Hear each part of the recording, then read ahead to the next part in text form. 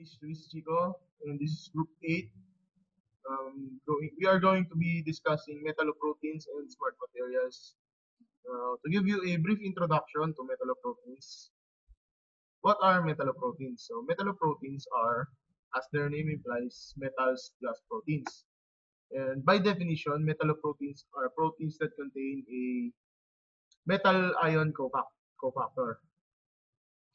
As we know, the proteins are responsible for many reactions inside the body. And some of these reactions require metals to occur. Now, some metals bind to proteins to increase their reactivity. And it is estimated that approximately half of all proteins are metalloproteins, and a third of all proteins require metals to function. Metalloproteins are incredibly reactive. I will be showing you some examples of the reactivity of metalloproteins, their uses to us, how it affects us in our lives, and how it affects our bodily functions. They are used in different functions in the cells, such as storage and transport of proteins. They are used as enzymes and are also a part of the signal transduction process. Metalloenzymes. Metalloenzymes are proteins which function as enzymes and contain metals that are tightly bound and always isolated with the protein. Some examples of metalloenzymes are nitrogenase, used for nitrogen fixation, chlorophyll, used for photosynthesis, and MCM, or methylmalonyl coenzyme A mutase, which is used for primary metabolism. These are some processes involving metalloproteins: primary metabolism, oxygen carriers, nitrogen fixation, photosynthesis or carbon dioxide fixation, redox reactions, and electron transfer reactions.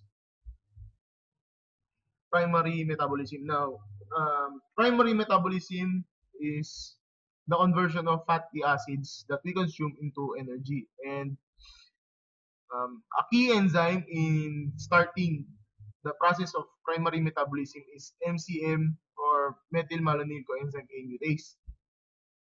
Um, Oxygen carrier. So, for living organisms, most living organisms to survive, we need oxygen in our brains now, and other parts of our bodies now. This is the delivery of oxygen to the parts of our bodies is governed by hemoglobin, which is a metalloprotein. Hemoglobin is found in red blood cells, and it is the principal oxygen carrier in all vertebrates. Hemoglobin contains iron, which makes it a metalloprotein.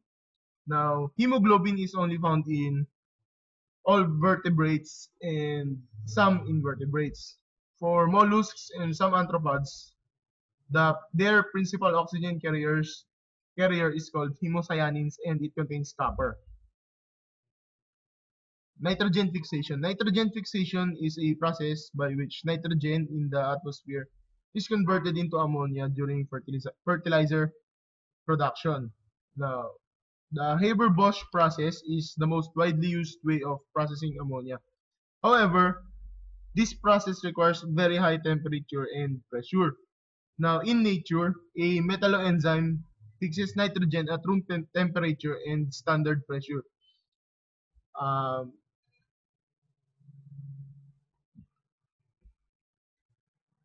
Photosynthesis. Chlorophyll is the main component in photosynthesis. Now, photosynthesis is when plants use carbon dioxide and process it into sugar, and a byproduct of that process is oxygen. Chlorophyll is a magnesium enclosed in a chlorine ring, and it's used to convert carbon dioxide into sugars, and a byproduct is oxygen, which is used for the respiration. Now, metalloproteins also have biological dangers to us. Metals in the cells are not always useful. Excess iron in the blood can cause disease.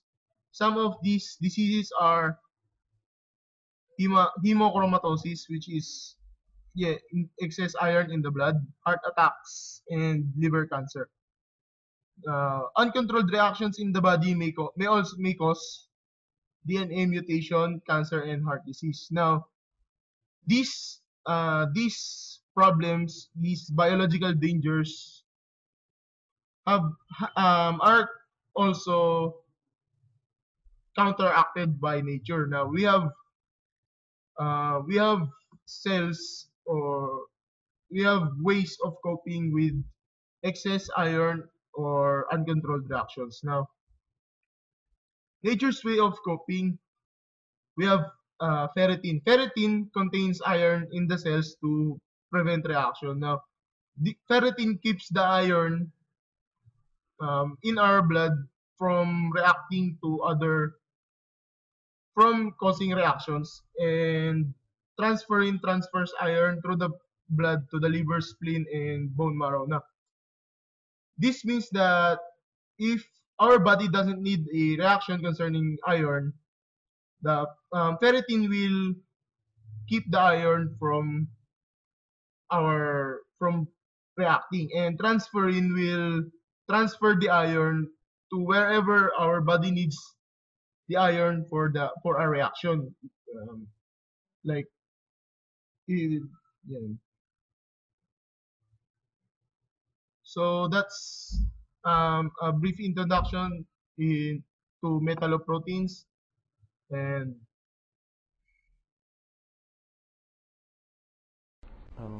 Greetings. I'm Jonathan Bagisi from Group 5 of Bio 20-1, Section A7, class of Sermapantay, and today we're going to talk about metalloproteins. So let's begin. So about metalloproteins. Since the 1950s, when the first X-ray crystal structure of a protein, which is called sperm whale myoglobin, indicated the presence of an iron atom. So they're talking about that metalloproteins were first been studied in the 1950s. They discovered an iron atom in an X-ray crystal structure of a protein which is called sperm whale myoglobin, and they were fascinated by it because they have made a conclusion that biology itself cannot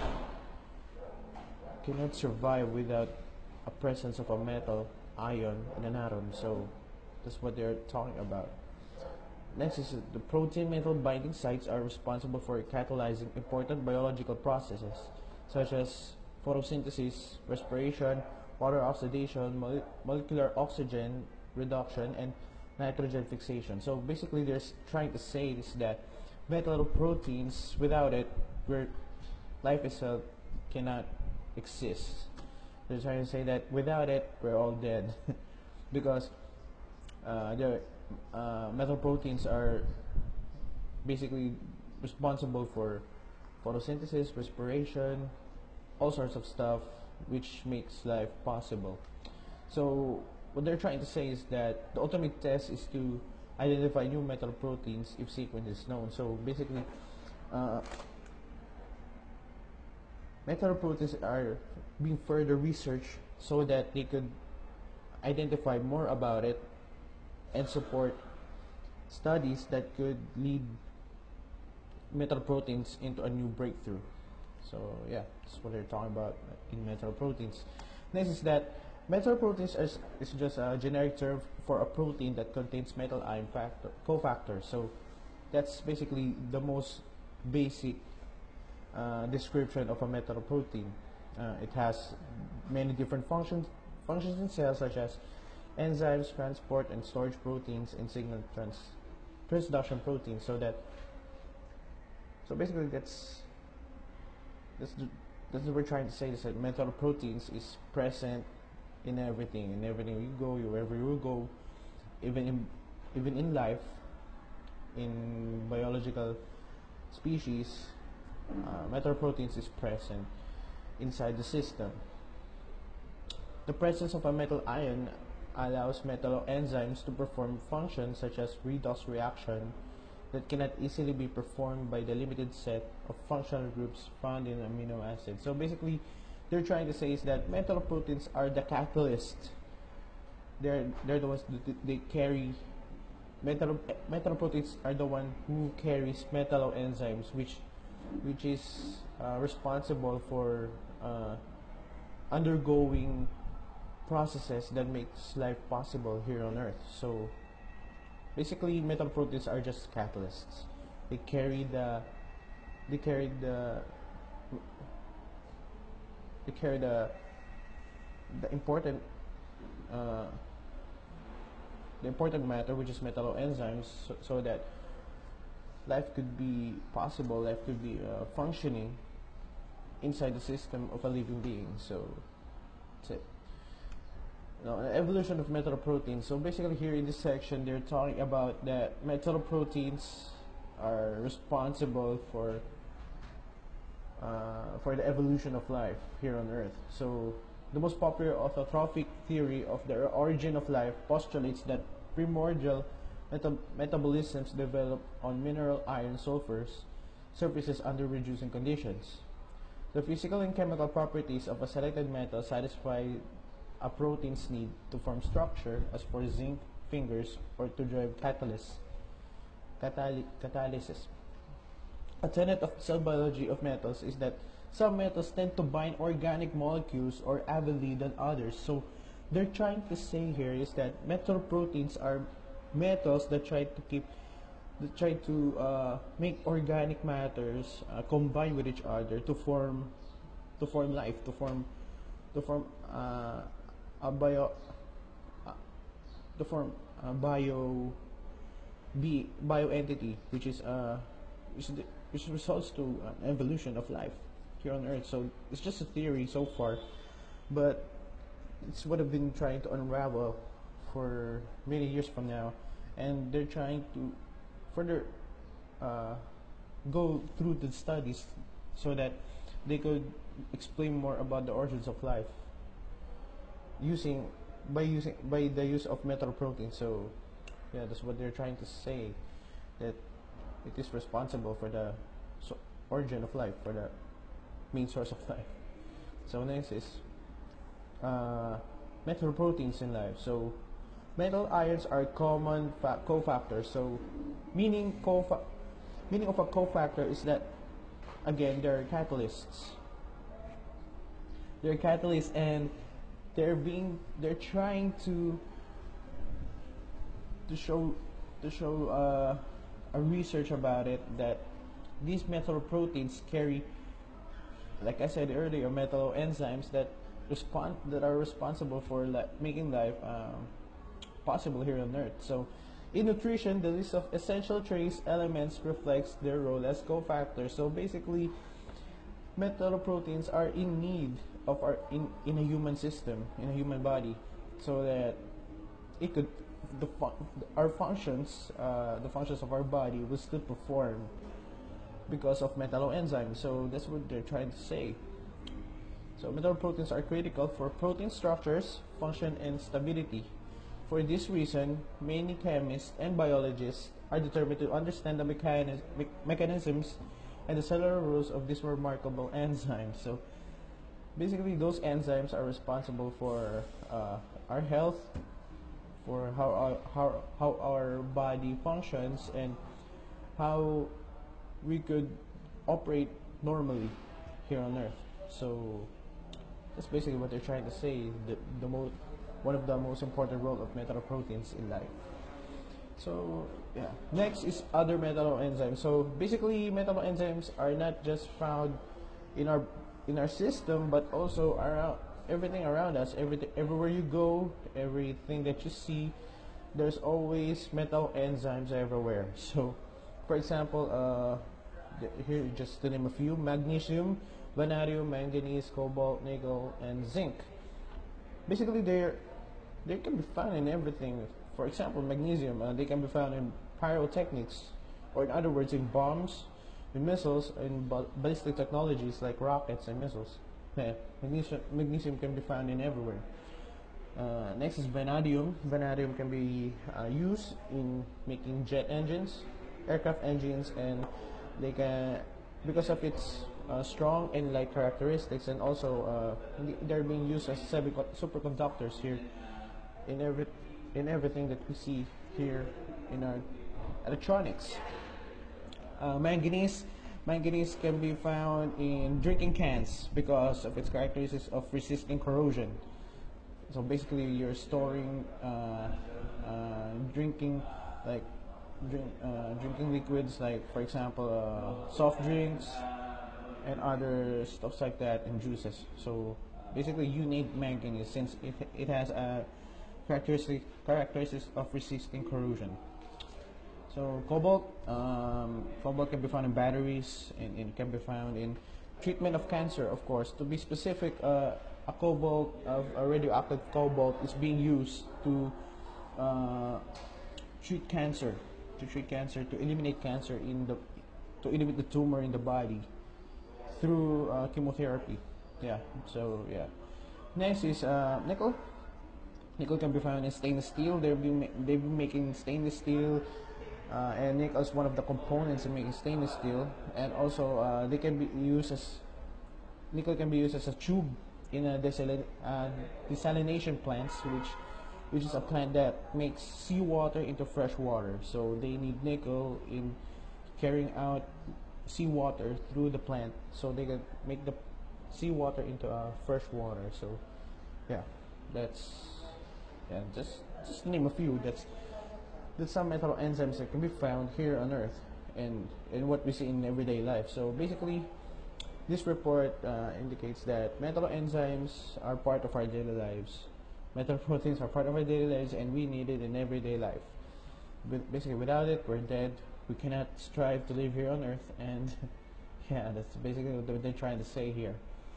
So thank you for listening. Once again, this is Jonathan Big Easy. Thank you for hearing me out, my report, and yeah, God bless, and see you again next time.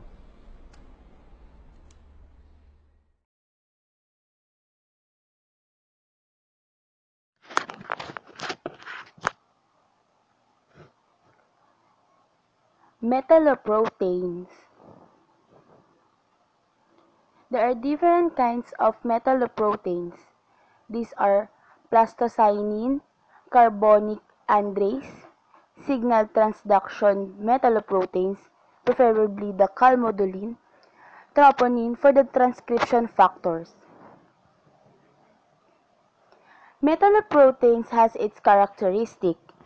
It is estimated that the approximately half of all the proteins contain a metal. In other estimate, about 1/4 to 1/3 of all the proteins are proposed to require metals to carry out their function. They have many different functions in cells, such as storage and transport of proteins, enzymes, and signal transduction proteins. The role of the metal ions in infection disease has been reviewed.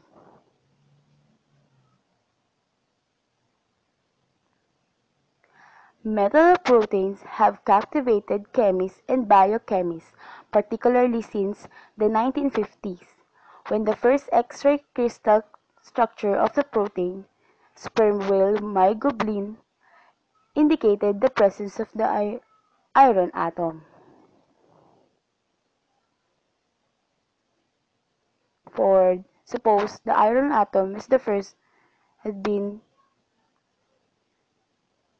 properties.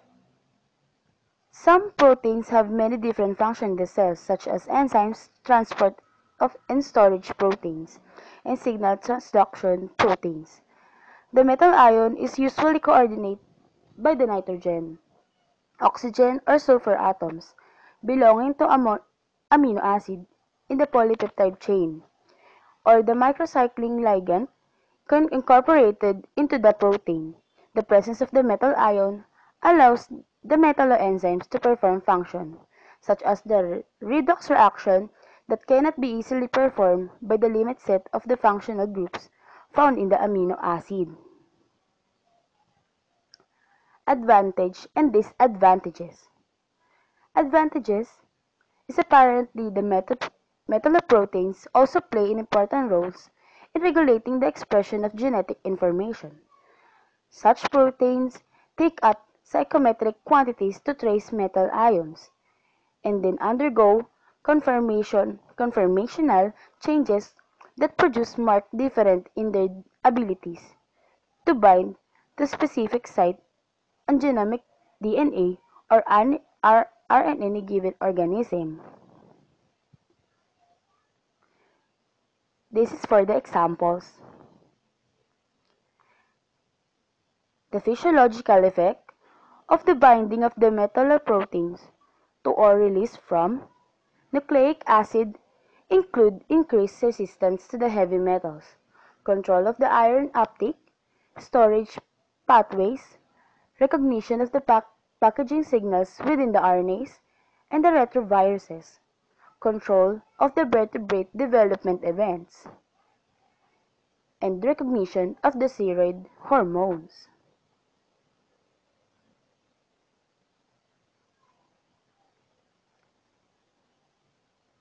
For the present high concentration, such as the sodium, potassium, and the 2-magnesium, can play important roles in the stabilizing nucleic acid structure, but they are unlikely to be widely used in the gene regulation. Metalloproteins are critical for the protein structure, function, and stability. For this reason, many chemists and the biologists are determined to understand the mechanics and the circular rules of the remarkable. Disadvantages: the binding preference of the most metallic metaproteins does not match their metal requirements. Thus, metallation of the estimate 30% of the metal enzymes is aided by the metal delivery systems, with approximately 25% acquiring pre-assembled metal cofactors. The remaining approximately 70 are presumed to compete for the metals for the buffered metal pools. Metallation is further aided by the maintaining the relative concentration of these pools as the inverse function of the stabilities of respective metal complexes.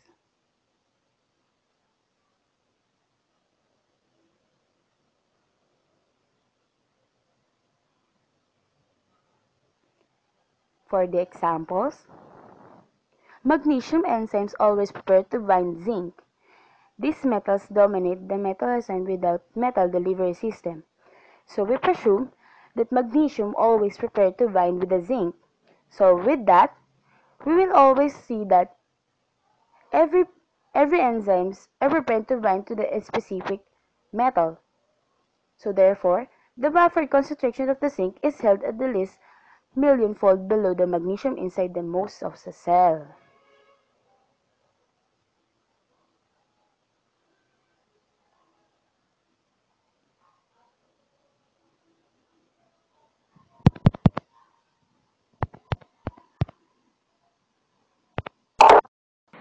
Hello, my name is Christian Balbara from Group 8.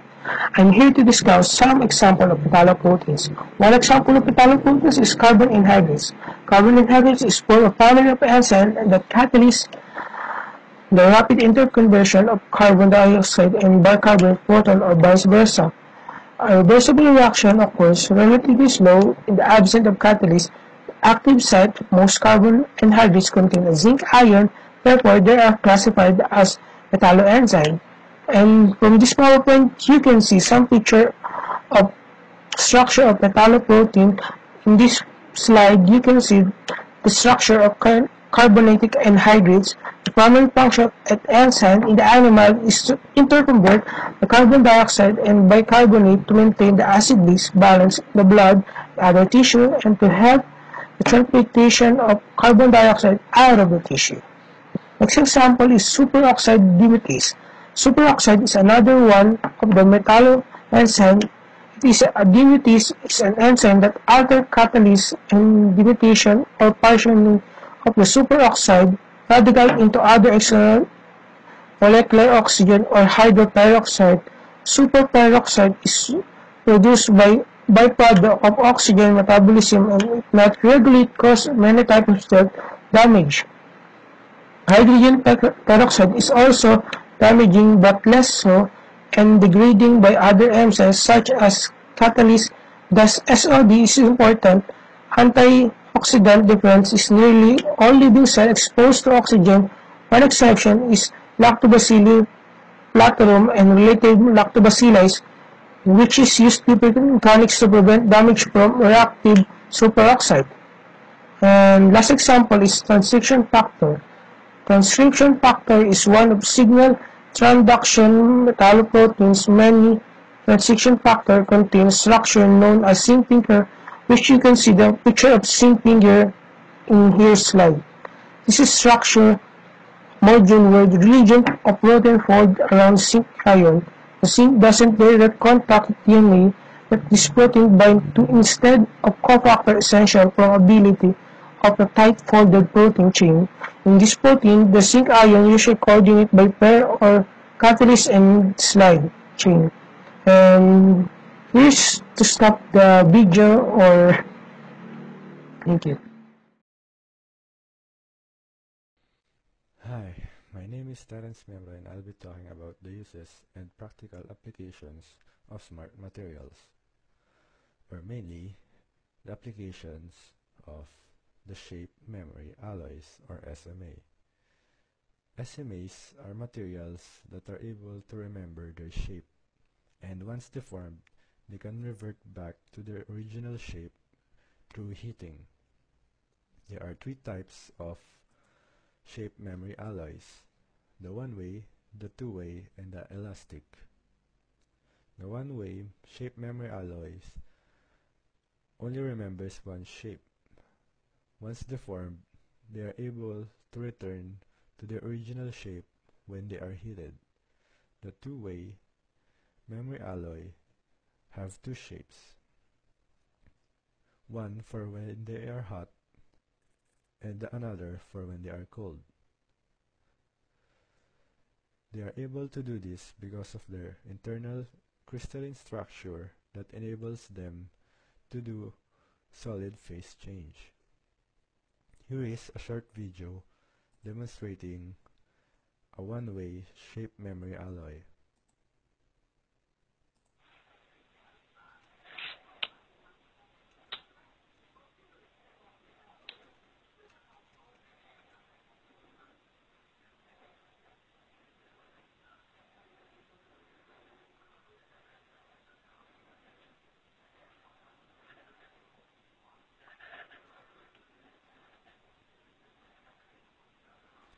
As the spring is deformed,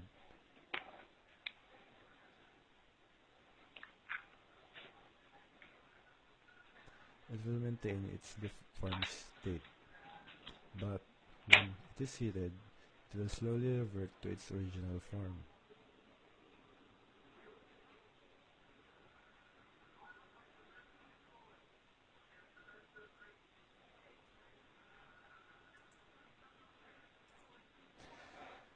This kind of materials have different applications, ranging from aircraft, automotive, robotics, civil structures, piping, telecommunication, and medicine.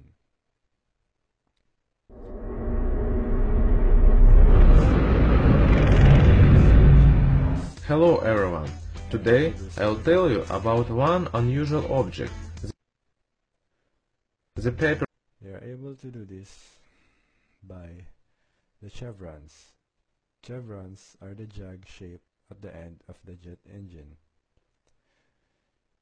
They adjust depending on the heat passing through them. Chevrons reduce engine noise by smoothing out the mixing of the hot air from the engine core and the cooler air blowing through the engine fan, therefore reducing the noise created. SMAs are being explored as vibration dampeners also for launch vehicles and commercial jet engines. The large amount of hysteresis observed during the superelastic effect allows SMA to dissipate energy and dampen vibrations. These materials show promise for reducing the high vibration loads on payloads during launch as well as on fan blades in commercial jet engines, allowing for more lightweight and efficient designs. SMAs also exhibit potential for other high shock applications such as ball bearings and landing gears. SMAs are also applied on rotor blades. SMA wires are placed inside rotor blades, which dampens vibration from revolutions, therefore minimizing the fatigue to the rotor when rotating and lessening the damage overuse. For medicine, SMA is used for the Simon filter. Simon filter is used for blood vessel interruption in order to prevent pulmonary embolism. Persons who cannot take anticoagulant medicines because of allergies are the major users of the Simon filter. The purpose of this device is to filter clots that travel inside the bloodstream. The Simon filter traps these clots that are in time dissolved by the bloodstream. The insertion of the filter inside the human body is done by exploiting the shape memory effect. From its original shape in the Martinistic state, the filter is deformed and placed on the catheter tip. Saline solution flowing through the catheter is used to keep a low temperature. This means it will maintain its low temperature form. While the filter is in that form, it is placed inside the body. When the catheter releases the filter, the flow of the saline solution is stopped. As a result, the bloodstream flows through the device and promotes the heating of the filter that returns it to its former shape or the filter shape. It is also applied on construction. SMAs find a variety of application in civil structures such as bridges and buildings. One such application is the IRC, or the Intelligent Reinforced Concrete, which incorporates SMA wires embedded within the concrete. These wires contract and sense cracks to heal macro-sized cracks. Another application is active tuning of structural natural frequency using SMA wires to dampen these vibrations. Other uses of the SMA is still on its experimental state, like engines that utilizes the SMA's nature of changing forms. But for now, this is all on my report. Thank you.